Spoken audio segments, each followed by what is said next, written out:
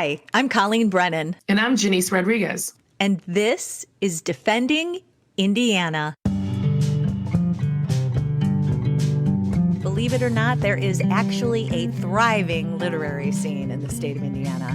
Join us today with the Indiana Authors Awards and learn more about what's really going on in Indiana with books and authors and more than you'd suspect. Hey, Janice. Hey, Colleen. How you doing today? I'm good. I'm really good. You're really good? I know. I'm faking it till I make it. I'm really good. My voice goes really high. You're like, are you sure, Janice? Why are you talking weird like that?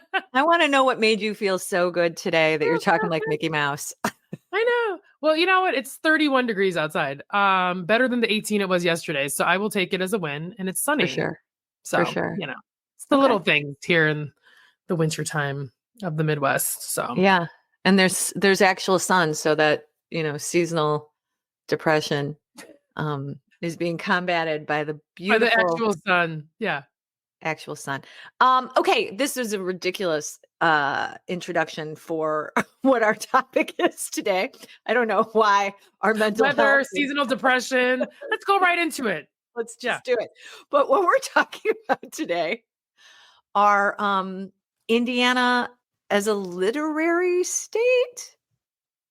Why are you saying it like that? Well, I think that okay, let's start with when you think of like where books are written, like in the US, like when I think of Europe, I think books are written in castles in England and France. I know, right? I don't know why. Like, was every book written in James Joyce time? There's contemporary authors. You're like everything you think and of. I'm going. So like this is my ridiculousness, right? But when I think of authors and in the US and like book people, I think of like New York. Yeah. And I the tend East to think Coast, that. And then I think upstate. I don't know why. I think like they all are like in Walden Pond. Like, I don't know. That is my friend. Like, they're like in a cabin locked up with a feather pen. I don't know. Right. Like an ink pen. This is before typewriters. I know. I'm thinking old timey, like real. What was that? They used to put like powder and they used to do the rocking horse thing over their signatures. Like, did they have to do that for every sentence? God, I hope not. Like a wax seal? Like, what are we doing? I know they didn't have the drop internet of blood. back then. We're combining all kinds of different things over like 5 centuries. Papyrus. How did they? Is there hieroglyphs on there? Oh my. Hieroglyphs. I don't know. No, but I do. And that's sad though, because it makes me think that like, I was just having this conversation the other day. Really, I really was, about when you think about even like you say your favorite American author, we all tend to say a man. And I was having that conversation. I was like, I want to make a point to read more women authors, even from history. It's just like, yeah. I mean, the school system, I'm thinking like they threw like a woman in there once in a while, I think, to make us be quiet or something. Here, we're fair. Here's one woman to 25 men, And so that's it. That's why I'm thinking that specific time period. I'm thinking like Longfellow, Wordsworth, those guys, the old school, Yeah. I mean, old school, like old school American. That's what I mean. Yeah. When I think of American authors, I think of like the Edgar Allan Poes and the Nathaniel Hawthornes and that kind of thing. But when I think about like my favorite authors, would be like Amy Tan, Joyce Carol Oates, Ann Tyler, Toni Morrison, like more contemporary. Yeah. Alice Walker. These are the books that I love reading. Barbara Kingsolver, Isabel Allende. Yeah. Those are all like the book. I mean, these are like people that Geraldine Brooks, I will buy their books and then I'll just read all of them. I'll try one and I'll be so in that I'll read everything they've written. Look at you reading. Look at you reading. I'm so proud of you reading. I do read a lot. It stopped a little bit when I had kids because I didn't have time to read books as much, but I read a lot. I love reading. I used to love reading. I mean, I do love reading. I think it's today with the interwebs. I'm going to blame the internet. No, social, just like everything. I have a hard time concentrating. Yeah. Like I could read a page or two and my mind goes like, but I've heard that from a lot of people. We're just so used now but as a kid, high school, college, like whatever, even in my early like 20s, I mean, I could just sit there and read a book. Yeah. I read a book on the South Shore coming into the city. Like, yeah. I read so many books that summer I interned because I would read like 2 books a week. Isn't that Like awesome? books, paper books. Remember paper? What? That's all I read. But you know what? It's Good. funny. We read at my house. Like we never got, the kids like had Kindles or whatever, the Nook things or whatever they were, and nobody liked them. Yeah. And everybody now I like just holding a book. paper. Yeah. Yeah. There's like a tactile experience. There's There like, is. and there's such a satisfaction when you see and feel like what you've read and the thickness of it. And like when you're getting close to the end, and like, I'm so dorky that I get like really sad when I get to the end. Like I almost stop reading because I don't want to get to the end of the story. You're like, I'm not ready yet. Yeah. Or what? Wait, I think the worst is when the ending's kind of disappointing. You thought it was going one way. You're like, don't surprise me now. Yeah. I don't like this twist. Like I was going, this is what I'm saying. Maybe this is why I'm too controlling, Colleen. I know. It's like, it's not your book, Janice. Like, enjoy the book. Stop. You're not a New York Times book review critic. Like, calm down. Enjoy it. Maybe everything. Maybe it should be. So I think that you and I'm going to speak for both of us, and then I'll let you talk for yourself. I think that you and I, maybe entering into this episode, understood that our preconceived notions were not necessarily true, but we needed some more information to help us understand what book writing really looks like, where authors are actually from, and whether it is so New York centric or, upper New England centric. Right. And what have we discovered, Janice? I think Indiana is holding its own. I think people are from all over. I think there was a big, not to change the subject or anything, but like there was a big Southern like wave a couple years ago. I don't know if you remember that. Couldn't name anybody from, but I remember like all these people like writing about the South and talking about South. So I was like super excited to go dig back into Indiana because again, I think kind of like the misconception is that, that maybe they were here, but then they moved because they had to move to New York or they had to move to the big city somewhere. But we found out that that's really not true. There's people who stayed in Indiana. There's some people who left, sure, but they write about Indiana. And these are like really well-known authors that, in case you're like me and haven't picked up a book in a minute, add them to the list, or maybe you read them a long time ago, time to pick it back up and rediscover some of the old school guys and some of the new people. Yeah. By the way, they're like children. I don't have a favorite when it comes to episodes we've done because no, honestly, you're laughing. Janice is laughing at me. Well, I don't have kids. So I'm like, I would totally have a favorite, which is why I didn't have kids. Like I knew I was going to emotionally scar them from the beginning and definitely show favoritism. So yeah. Would you be able to choose a favorite between my 2 kids, Janice? Like if you, I don't do that. They're so nice. I like them both. Well, Michael edits our episodes, so sorry. He's technically a co-producer. Yeah, exactly. He's like, you set me up there, Colleen. Sorry, Janice. No, I love it. Anyway, what are we talking about? Books, kids, favorite. You're saying you don't have a favorite defending Indiana. I don't have a favorite defending Indiana episode, but one that I thought was particularly insightful and that I was like ridiculously fangirl over was Ashley C. Ford. Yeah, absolutely.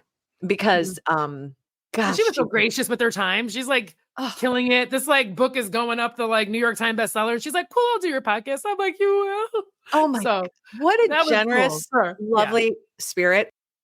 But she was talking about how she came back to Indiana from New York. Right. From New York.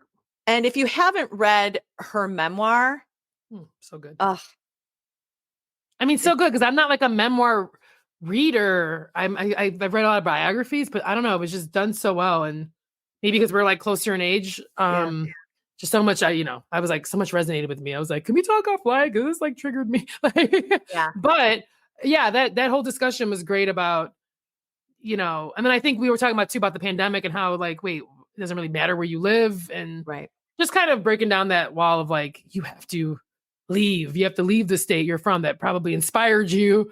You have to somehow leave that to write and get recognition. And that's just not true, especially today, like the way the whole publishing process works.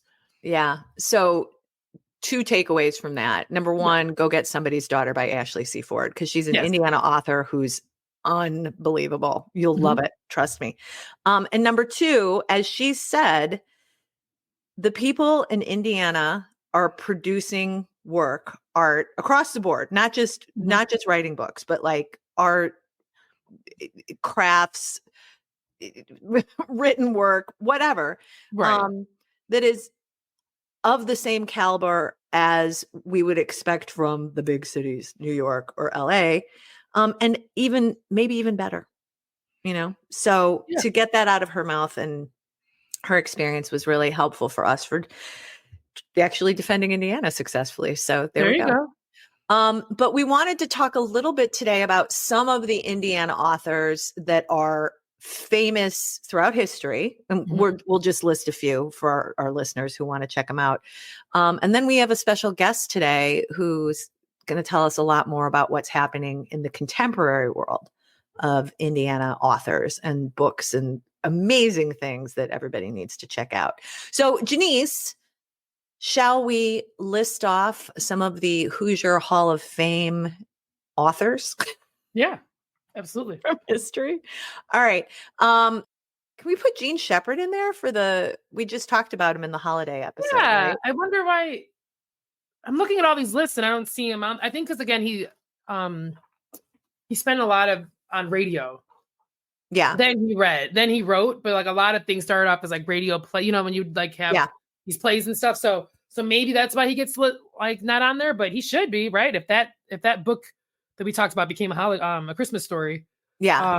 Then wait, what was the name of the book again? In God We Trust, All Others Pay Cash or Must Pay Cash. That's the source. That's the book, which is like semi-autobiographical. Right. Or maybe all autobiographical that became a Christmas story. So interesting. Yeah. Then there's all these other I mean, you want to start from the beginning, like the old school, like the Gene Stratton Porters. How old school is that? Is that like 1800s or more like early 1900s? I don't, early 1900s. Also James Whitcomb Riley. Yeah. Okay. He's like 1800, like. Yeah. Like, okay. Yeah. Late 1800s, right? Yeah. Like Civil War-ish times, maybe. Man, I really should look this stuff up. I'm going to spread misinformation again. Poems, lots of great stuff there. Like you said, Gene Stratton Porter, Booth Tarkington, best-selling indie novelist, won 2 Pulitzer Prizes while observing Midwest upper and middle classes. Like his classic is The Magnificent Ambersons, which I know a lot of people have heard about, had to read. Kurt Vonnegut. That's who I always think of. What about you, Janice? Well, I guess I'm always biased. I think of my friend Erica Ridley from season 1. Yeah. Season 1. Indiana native. Via Costa Rica these days. But yeah, she's an amazing, it's a very specific genre of Regency romance, but she's top New York Times bestseller and USA Today bestseller. So she's doing really, really well. And great books to kind of take your mind off stuff. So yeah, light, but really well done. So obviously biased, but I am a fan of, I'm going to be honest with you. Like I said, I have not read a book in a minute. My last favorite one was Somebody's Daughter by Ashley C. Ford. Yeah. But I know, and I was like, like John Green, but I've not read one of his books. Horrible person. But I know like they were adapted into movies. Same with Lisa Phipps. She's also from Indiana. She wrote Starfish. Yeah, and she does like these events because it's about bullying, and like body positivity and everything. So, but I feel like somebody was making that into a movie. I don't know. So again, Janice, read the book and then let's see the movie. Here's what we're gonna do. Yeah, this is a great opportunity for us to defer to somebody who has far more expertise in this area than us. But I do want to give 2 more shout outs. I want to give a shout out to Mari Evans, who was a poet and a children's lit famous author. And she wrote the classic I Am a Black Woman. She was in the civil rights and feminist movements and wrote about that in her poetry collection. Anyway, so that's another person I'd like to shout out to. And Janice, what is the name of the guy who wrote Breaking Away? Oh my. Oh, wow. Again, I'm like, I can tell you about the movie. Listen, it says Breaking Away, a novel by Joseph Howard based on a screenplay by Steve Tesich. Yeah, Steve Tesich, that's the guy. I read, he was from the region. I read another one of his books. He was a great author. And I was turned on to him by one of my parents' friends when I was like in high school. And I read his books then. Interesting. He's Serbian American. And then he won he won the Oscar. Yeah, his family settled in East Chicago, Indiana. What? Yeah. He went to IU, and then he did graduate work at Columbia University. And he wrote a ton of stuff. But I read a couple of his works when I was a kid. And I don't know if they were like, it was Summer Crossing. That's what it was. Summer Crossing? Really good. It was really good. I'm familiar, obviously, being an IU grad and the lure of, breaking away and everything, and Little 500 and all that, and all the bike racing. But that's cool. That's another connection to Indiana. So there you go. Yeah. And I really, add it to the list. So check out Steve Tesich too. Anyway, so there's a lot. And I think maybe you and I already have learned that we were perhaps incorrect about some of our assumptions and our preconceived notions. Yes. Feather pens. But the great thing is there's so much talent here, and I'm really inspired. It's gotta get away from the screen a little bit and get back into some books. And I'm going to prioritize women authors from Indiana. That's just my own little thing. But so we'll try to put a list together, get it on social, get it on the website. But in the meantime, there's some really great lists online. So check them out, and check out some of those historical authors too. And we're going to get a few recommendations from our special guest today. So let's get ready to smoothly transition to our guest interview. Stay with us. Janice, you're laughing at me. Stop it. You sound like a smooth jazz guy. I know. All of a sudden. Like, it was like, sham. It got weird. I love it. Colleen turned this into a radio audition. I know, right? I wasn't hired. All right, let's turn it over for our interview today. All right, Janice, are you ready? Yep, we're ready. All right, let's do it. Our guest today is the Program and Special Projects Manager at Indiana Humanities. Please welcome Bronwen Carlisle. Yay! Hi. Happy to be here. Welcome. Okay, so Bronwen, you have to help us understand because Janice and I need help. Tell us about Indiana authors and Indiana Humanities, and what is all of this? And let's start right there. So we are a statewide nonprofit. We were founded in 1972. So we just got done kind of celebrating our big 50th anniversary year. And we are Indiana's State Humanities Council. So something listeners might not know is that there are state humanities councils in every state, funded mostly by the National Endowment for the Humanities. But these state councils were set up to do public humanities work throughout the country. So that we do that through grants, we do that through programs, and we do that through storytelling. So the humanities, of course, are things like history, literature, philosophy, world culture, ethics, archaeology, all those kinds of things. My elevator pitch is pretty good on what the humanities are. A funny thing on that is back when Twitter capped you on your 140, character limit. One time we tried to tweet out the definition of the humanities and ran out of characters. So, but yes, so we do public humanities work throughout the state. We do work in all 92 counties in the state. And our work can look like a lot of different things. So our grants fund things like exhibits, at our museums throughout the state, at local small town historical societies. It can look like bringing authors in to talk about humanities topics in schools, libraries, community organizations. It can look like funding storytelling around Indiana's historic places and buildings.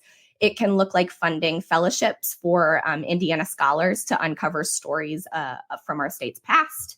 And then we do our own programs too. So those vary. But we kind of focus in every few years on a theme. So if you were to visit our website right now, you would see that we are currently in our third year of the Unearthed theme, which is an initiative exploring how we shape the environment and how the environment shapes us. So really the environmental humanities. But what brings me here today is the Indiana Authors Awards. So kind of beyond that themed programming, we also have some special projects. And one of those is the Indiana Authors Awards. Okay. What do you mean by Indiana Authors Awards? What does that look like? Yes. So the Indiana Authors Awards were started about 15 years ago by Eugene and Marilyn Glick. And if your listeners are from the central Indiana area, they're probably familiar with that Glick name. You see it kind of stamped on a lot of our cultural amenities around the area, like the Cultural Trail. They were big cultural funders of our state. And so Eugene and Marilyn Glick were lovers of literature, and they wanted to invest in highlighting Indiana writers.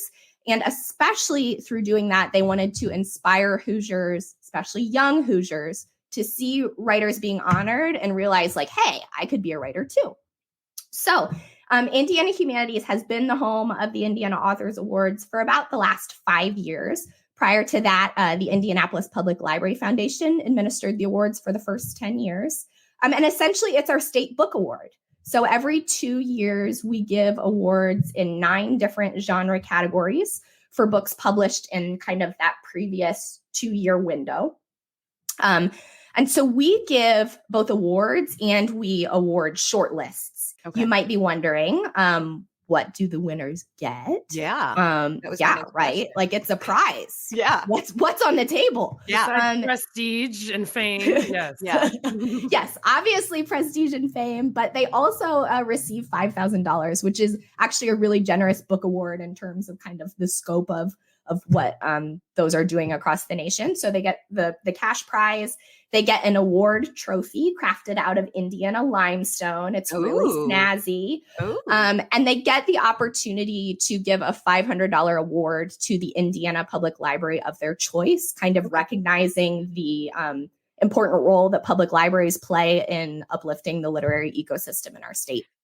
I'm curious about, for Indiana authors, when they receive this award, what does that do in terms of them for reach? Like, will that automatically propel their books into, because, people spend so much time writing. It's just one of the hardest things to do. And putting it all together in a book is just mind blowing to me.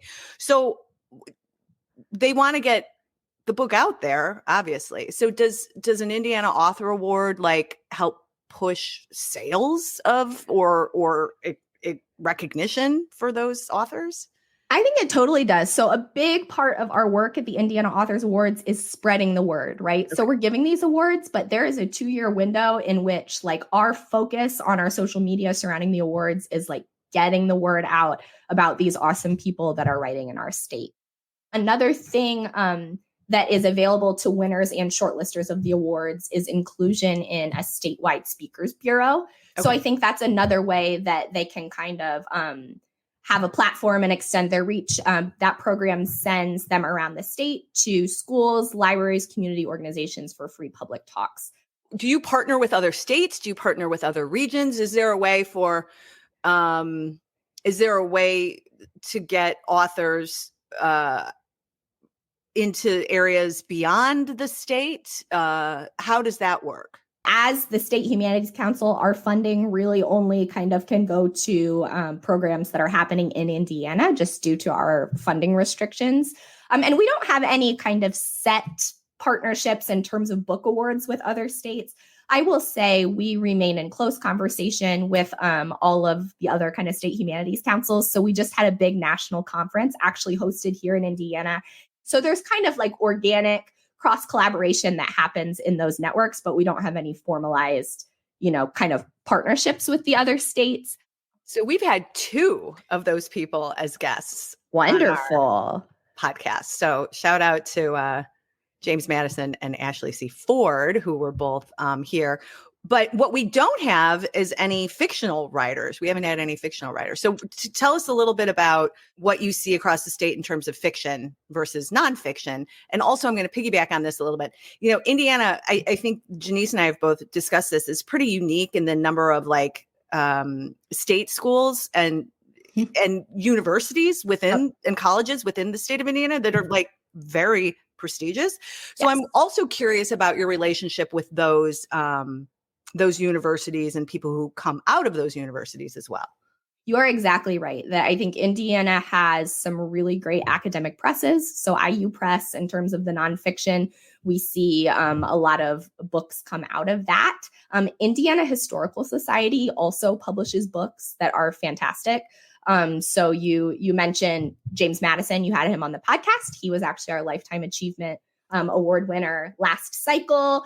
His books are fantastic nonfiction books. He is kind of like the preeminent, Indiana historian, and he's had books published by IU Press, Indiana Historical Society, that kind of thing. Okay. Now, in terms of fiction and publishing with that, I would say those are, in general, being published like more on a national scale. We have some good small indie presses in Indiana, but most of kind of the fiction publishing is going to be happening at the big fiction publishers. And that's the beauty of the modern age, right? Is that you don't have to live in New York or Los Angeles to work with those publishers. We have the internet. So tell us more about this internet you speak of. No, and that was something, I'm glad you brought that up, because I do think that we always talk a lot about, we're both, comedians, and we do write for the sake of our comedy that nobody comes to see. But, like just that whole gatekeeping thing. I just remember when, I was growing up, it did seem like there was this very specific thing. You had to write a whole book and send it out to people. I mean, if you were lucky, if you got an editor, and then you got an agent, and then they would send it to the big, the Penguins and the Simon and Schusters and all that. And it just seems like, I love it. There's other ways to go now. And do you feel like that's benefited like people from, I would say, like in Indiana, when you think that there's not going to be like, I mean, bad on them for thinking we don't have talent, but you know what I mean? Like, I feel like it's that gatekeeping has gone away, which has made it more accessible to people like in, have just this story about their town in Indiana that maybe would not have gotten published 15 years ago. Recently at that same conference that I was mentioning earlier, the National Humanities Conference, there was a session featuring some all-star Indiana writers, kind of just talking about their experience as Indiana writers, people like Susan Neville, Barb Shoup, John David Anderson. And they were talking about this publishing question and commenting that their peers, so all three of them chose to stay in Indiana, right? Could have had the opportunity to go elsewhere, but chose to stay in Indiana. And they were commenting on the fact that challenges, so kind of that organic thing that happens when you're in the central hub where things are happening, say you're going to literary mixers, meeting people, finding that person, like that's what's lost, I think, for those who stay in Indiana. I think that's improving. And I think the other thing that is important for Indiana writers is having networks here that can help kind of shepherd along younger writers. So there are some fantastic organizations in the state, like the Indiana Writers Center, and also kind of writing groups that have formulated in different geographic pockets of the state. Just that community of Indiana writers in the state, they really do help each other know how to kind of get a leg into the publishing industry. Yeah, I can imagine that, just not to suggest that writing a joke and writing a book are the same thing, but like I'm gonna go and say they're not, by the way, just PS. I'm not doing like 80-page outlines for one liner, but right. As I spend my 5 minutes doing free association on, things like pantyhose, but whatever. Right. From a comedy perspective, it obviously helps significantly if you're in a community. If I'm in a smaller place where there aren't comedians hanging around, it's hard to write and perform. And I would imagine the same goes for books. I mean, it's a solitary experience being an author. However, you still need that hub. I keep thinking of like Paris, like Gertrude Stein and the whole like writer salons. Exactly. Yeah. Okay, I got you. But there was a reason why so many famous people came out of that, right? I mean, it was because they were all together sharing ideas, inspiring each other, moving forward. So yeah, I would imagine that's got to be kind of difficult if you live in, say, Michigan City, Indiana, which is my hometown, which is a lovely place, but I don't think it's a hub of authors and a literary scene. I could be wrong. Could be. You're close. I don't know. I feel like you're close to universities. Like, I don't know. Yeah, like South. That's the way kind of in. But then there's all these indie, like, if you go online, there's just, I don't know. There's poets and all kinds of things. I mean, I don't know. I feel like the internet, as we talked about, the interwebs, you can kind of connect people a little bit easier than probably back in the day, I assume. Yeah. And Janice, maybe we should move back to Indiana and start a salon. A salon. Let's do that. Salon. Just maybe in Monon. In Monon, Indiana, we'll start a salon. Right. And we all have chaise lounges. Right. And berets. Talk about big ideas. Yeah. Bronwen, I was actually looking, because this is a thing we talked about offline really quick. It kind of all ties in about who's eligible. If somebody lives remotely now, somebody doesn't live in Indiana, but the book's about Indiana, would that qualify? Or what if they were born here like me and like moved 20 miles away to Chicago? You just say I'm an Indiana author? Yeah. Yes, I'll speak to what is an Indiana author there you go. From our perspective. So in terms of eligibility, other eligibility requirements, as you are saying, are there's a residency requirement. So I say that loosely though. So we qualify an Indiana author as someone who has lived in the state for 5 years or more. And so you may say 5, is that arbitrary?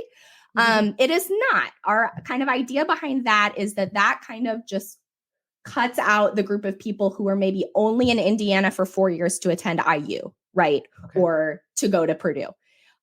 It allows then people who grew up in Indiana and moved away. It allows, people who lived here for 20 years for a career, but didn't grow up here and then retired elsewhere.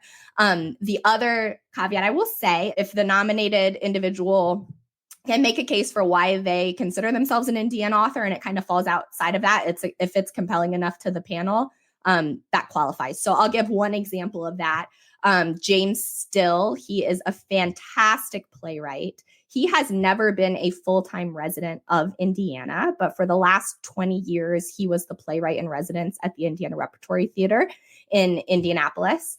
And because of that, he spends several months a year in Indiana producing plays with the IRT. And a lot of his plays and writing focuses on Indiana. So a person like James Still, who has devoted a large part of his career to writing about Indiana, being in Indiana, even though he never has technically been a full-time resident with an Indiana address, we consider James Still an Indiana author. Yeah, if you've been here that long, yeah. We'll let you in the Hoosier Club. I mean, that's pretty. You're here, you keep coming back. You're bringing all these artistic, vision to our state. Yes, thank you. No, I love that. And then what about? I think I mentioned that a little bit earlier. Can it be? So it's more the residency thing. Like, I'm not sure why, but I mean, maybe somebody who lives in Oregon has this beautiful book about Lake Michigan. I don't know. That's a good question. Work? Could it be like content wise, or really just have to be the residency? Because the name of our awards are the Indiana Authors Awards, we really do focus on the authors having a strong tie to Indiana. But we feature through our fantastic communications and storytelling online, we would feature books about Indiana by other authors because we kind of view ourselves or are aspiring to be kind of Indiana's hub for where you go to get literary news. So why don't you tell us a little bit about like some of the surprises, some things that people would be like, wow, I didn't know that. That's pretty cool about the state. Because I really don't think people associate the literary world with the state of Indiana. So give us an opportunity to toot a horn or tell a good story. There is all kinds of writing happening in this state. And yes, it is about more than corn. So we have people writing fiction, romance, science fiction, graphic novels, poetry. You want to talk about like what Indiana has to offer? It's poetry. We have like the rock star poets from Indiana. So Ross Gay, I'm sure you've heard of him. Yes, he is amazing. Yeah. He's on faculty at IU Bloomington and is, he's just hot stuff right now. And we get to claim Ross Gay. So that's awesome. Adrian Matika grew up in Indianapolis and was on faculty at IU Bloomington for a really long time. He just recently moved to Chicago to run Poetry magazine. Big deal. Yeah. And he was Indiana State Poet Laureate. And again, just fantastic poet. People like Marianne Baruch, she's from Purdue, Kaveh Akbar, Eugene Gloria. We have the poets in Indiana. So if you want to wave your flag, that's, get your poetry flag and wave it high. All right. We need them in our salon, Colleen. How do we get Yes, there you go. do we have to, I think we do need to position it somewhere halfway between the region and Indianapolis. Maybe right. Would that work? I don't know. So what do you like to read, Bronwen? What do I like to read? Great question. I grew up, I was just like the kid with her nose stuck in a book. Beyond Indiana writers, there are so many Indiana writers, and I'm sure we'll kind of revisit those, but like current people who are writing, love Marilyn Robinson, Ann Patchett, historic Flannery O'Connor. In grad school, I studied medieval literature and was really into the medieval mystics. So Julian of Norwich, that kind of thing. Love Chaucer. So yeah, I'm just kind of a weirdo. That's awesome. I love. No, you're awesome. You're in the salon. We need this vibe in the salon, Colleen. I know. I feel like Bronwen should start the salon. Yeah, I feel like she's more qualified. We're the clowns of the group. They're like, can Colleen and Janice stop coming to the salon? Yeah. They started. They talk too much, and and they contribute nothing. I love it. Are there any historical Indiana authors you want to point out? Like everybody knows Kurt Vonnegut. I mean, yeah, isn't there a high school in Indianapolis named after him? Or am I just thinking of? I don't know. He went to Shortridge. Maybe that's. But I don't know if there's one named after him. All right, that's going to be in our season. There's probably some school named after him. I don't know. I don't know. That'll be in our season 4 finale where I correct myself and acknowledge that statement was wrong. But yeah, who are some of the Indiana historical authors that people don't know about? That is a great question. So people know about her, but the first person that springs to mind is Jean Stratton Porter. So she was a huge deal during her age. She was doing a lot of environmental fiction writing. And there are actually 2 state historic sites in Indiana, one in Geneva and one in Rome City, that are Jean Stratton Porter historic sites that are both worth a visit. So listeners, highly recommend that. Your listeners might have heard of something called the Golden Age of Indiana literature. And so that was kind of at the turn of the 20th century. People like Booth Tarkington, James Whitcomb Riley, someone named Meredith Nicholson, who during his day was like very famous. You may not have heard of him now, but I bring him up because Indiana Humanities is headquartered in Meredith Nicholson's historic home in the old north side of Indianapolis. So It's a very fitting place for us to do our work. And then beyond the Golden Age of Indiana literature, there is a lesser known, what I would call a Golden Age of Indiana literature. The Black arts movement of kind of the middle of the 20th century, there were some key players in that were from Indiana. So people like Maury Evans, Etheridge Knight, those are other people to check out. I'm writing all of this down because really, I need to turn off the TLC and I feel really bad about myself. It's not the purpose of this podcast at all, but no, because you're telling me, like, I remember a lot of this and I'm just like, what happened? I used to be also an avid reader, and then reality television, I will blame that forever. And I love that you mentioned so many great women authors. I just pulled up Google Indiana authors, and there's so many like women on there historically and contemporary too. So that's awesome. We're always trying to obviously highlight women and other diverse talent. So I'm a little behind on like the Adrian Mateka and the I see Susan Neville up here. So yeah,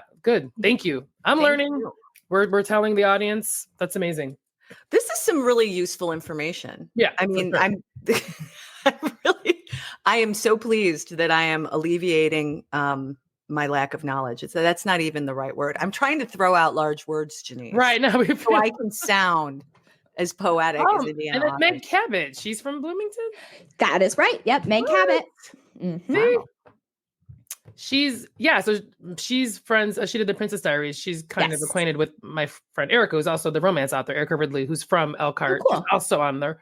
Yeah. She's my best friend. Humble brag. She's no longer in the state, but doing very well as well. So yeah, I don't know. There's something in the water here in Indiana. I don't know. Wait a minute. We've interviewed a lot of authors. Yeah. Well, no, 4 because Christina Hale is a published author. Absolutely. Exactly. Mm-hmm. So I don't know. I feel like maybe we've got a little more cred than we think we do. Absolutely. I think you do. Thank you. Bronwen said so, and she's read hundreds and thousands of books. So that's got to count for something. In 7th grade. So. Again, I'm on the Survivor and the Golden Bachelor train. So. I love that. So Bronwen, here's a question that might make you a little uncomfortable. Exactly how do we get John Green? Like, how do we get John Green on our podcast? I don't know what to tell you. Yeah. Right, John Green, the wonderful John Green. I did. I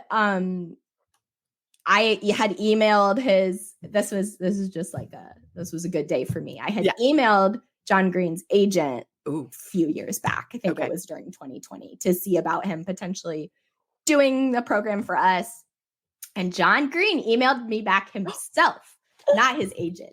Now, he was relaying the news that he had a moratorium on speaking events and that he would not do that. But that was a great day for me when I had an email from John Green that I will not pass along his private email to you. I'm sorry. But I don't know. I don't know what tip to give you. I think John Green's a busy guy, but John Green has we can try the agent. We can try the agent. That's right. Try the agent and maybe you'll get your own email back from John Green too. But we love John Green. Rejecting us as well.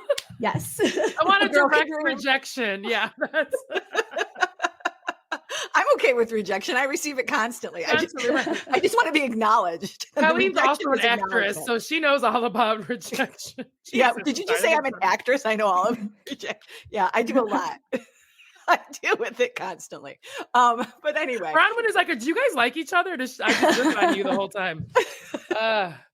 We just live in our truths here. That's all we're doing. I think we've already featured, just by acknowledging John Green as frequently as we have, I feel like we featured him. Right. He's here in spirit. Yeah, there we go. Exactly. And he chose to live in Indiana, right? That's right. Like, this is a conscious choice. Mm-hmm. Anyway. All right. I'll keep going with my crazy Instagram post to try to appeal to John Green, who I think she finally let John Mellencamp go. That was the obsession. I let Mellencamp go. Another brush with fame. I was with my husband. We were seeing Les Mis in Bloomington, and we were eating at the restaurant Farm, and it was a long booth that we were sitting on. And so the next table was sitting on the same booth. And I kid you not, at that next table on that booth right next to me was John Mellencamp. Magic. Yes. Did you say hi? Did you wave? I didn't. I played it cool. Okay. I mean, because I would have started humming. Yeah. That would have been, didn't. I've been clapping. Yeah. Oh yeah. Yeah. Okay, it got weird. I'm sorry. Yeah, I know. That's okay. Things go that way. Yeah. Bronwen, I'm gonna start to wrap this up because we've kind of gone off the rails. So the 2 questions that we ask everybody when they leave Defending Indiana are like sort of our famous signature questions. So can you tell us, is there anything that you would change about the state of Indiana, if you could? This is going to be kind of a cop-out answer, okay? But it's going to be a plug for Indiana, kind of like a humble brag Indiana, the thing we do, right? Yeah. I feel like the answer that I'm so tempted to say is that I wish there was more geographic diversity, right? So things like more mountains, things like oceans. But I have to make a plug for cornfields in the summer at harvest time, when you drive through just flat Indiana and see those beautiful cornfields. I have really grown to love that. So while I am tempted to say the geographic diversity thing, I reel that back. I get myself, back in line with that. And I will also make a plug for Southern Indiana gets a little hilly. Yeah. And we have Lake Michigan up in that corner. So yeah, that's where we grew up. We talk about that all the time. I was like, I don't think people understand the beauty. And then I just saw those fall photos. Yeah. Like the covered bridges. Never been there, which is so sad. Right. But I love a good photo, man. A beautiful photo of the middle of Indiana. Like, All right. So what is your favorite thing about Indiana? So I've worked for a statewide organization for the last 7-8 years, and it working for that kind of organization, an organization that goes to all corners of the state, tries to reach all 92 counties. It has helped foster and develop such a deep love for this place in me. And I think what that is it's people, and it's hardworking organizations across the state, especially like these humanities organizations that are really trying to make a difference in their communities. Just fantastic people, I would say, is what I love about Indiana. Oh, that's lovely. That's what a lot of people answer, just how the people are here. So that's here. I live in Illinois now, but I'm still a Hoosier at heart. You have been such a delight, Bronwen. Thank you so much for joining us today. And Absolutely. to toot Indiana's horn a little bit, and for tolerating our shenanigans. So we appreciate it. You bet. Can I do like a rapid fire, like you should read these Indiana authors before we Oh, yeah. I also want to know, are you from Indiana? I am. Yes. I should have said that at some point. I grew up in Northeast Indiana, Huntington, up near Fort Wayne. And then moved to Indianapolis area for this job at Indiana Humanities, did grad school down in Bloomington. And I currently live in Franklin, Indiana, which is a great little spot to visit. For listeners, we've got lots of historic houses and little shops and restaurants. So always putting in that Franklin plug. And we have a fantastic indie bookstore called Wild Geese Bookshop. So I also shout out to all the indie bookstores throughout the state. All right. Okay, but here's my rapid fire of other people that I didn't get a chance to mention. Tess Gunty, her 2022 book, The Rabbit Hutch, won the National Book Award for fiction. We had an event with her this summer. Awesome book, super weird literary fiction, great.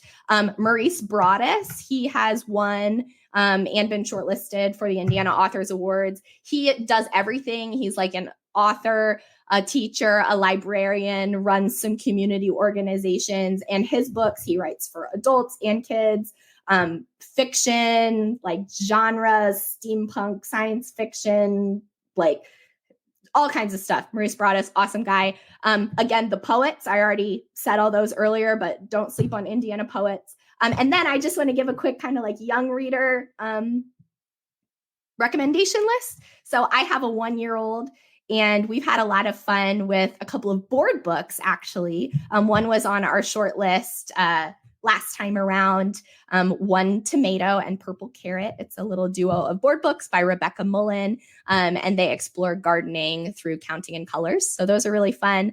John David Anderson, he is a prolific middle grade writer. He's won and been shortlisted for the Indiana Authors Awards a few times. So definitely someone to check out. And then Kekla Magoon, she did a speaking tour with us this summer, but she, again, prolific writer for young readers, histories, fiction, about all kinds of things. So there's my speed round. I love it. That's great.